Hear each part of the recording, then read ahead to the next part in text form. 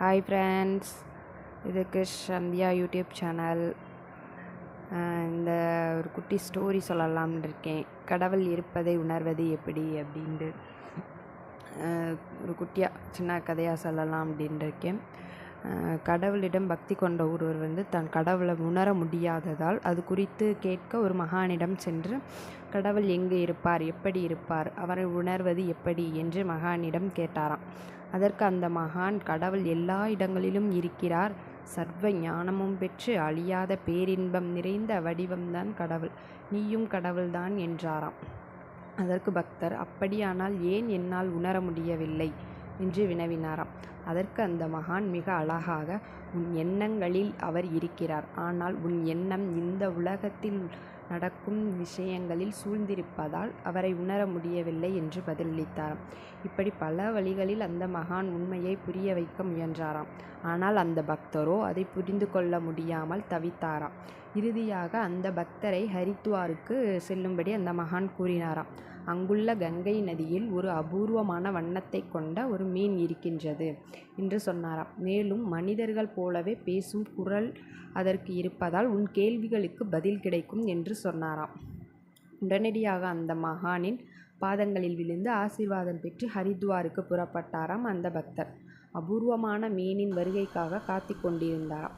அந்த சமயம் கடவுள் எங்கு இருக்கிறார், எப்படி அவரை உணர முடியும் என்ற கேள்விகளை கேட்டுக்கொண்டே உட்கார்ந்திருந்தாராம்.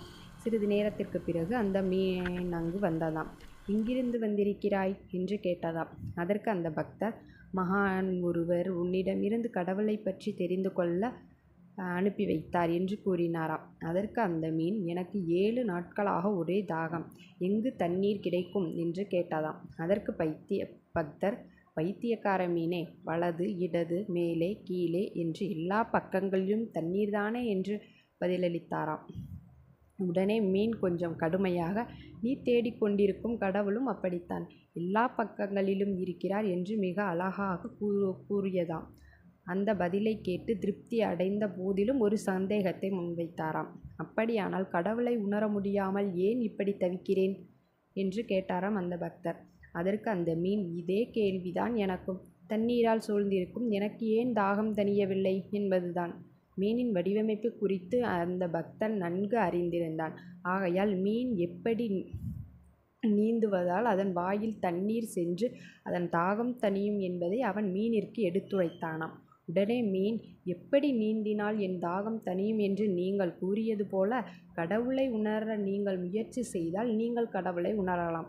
ஆசைகளை திசை திருப்பி கடவுளின் மேல் செலுத்த வேண்டும். உலக விஷயங்கள் மேல் இருக்கும் எண்ணங்களை கடவுள் மேல் திருப்பினால் கவலைகளுக்கு தீர்வு கிடைக்கும். பக்தரும் அப்படியே செய்து உண்மையை புரிந்து கொண்டாராம்.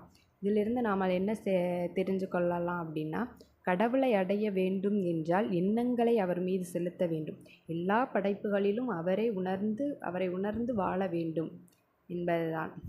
இந்த ஸ்டோரி உங்களுக்கு பிடிச்சிருந்துச்சுன்னா லைக் பண்ணுங்கள், ஷேர் பண்ணுங்கள், கமெண்ட் பண்ணுங்கள். மறக்காமல் நம்ம சேனலை சப்ஸ்கிரைப் பண்ணுங்கள். தேங்க்யூ.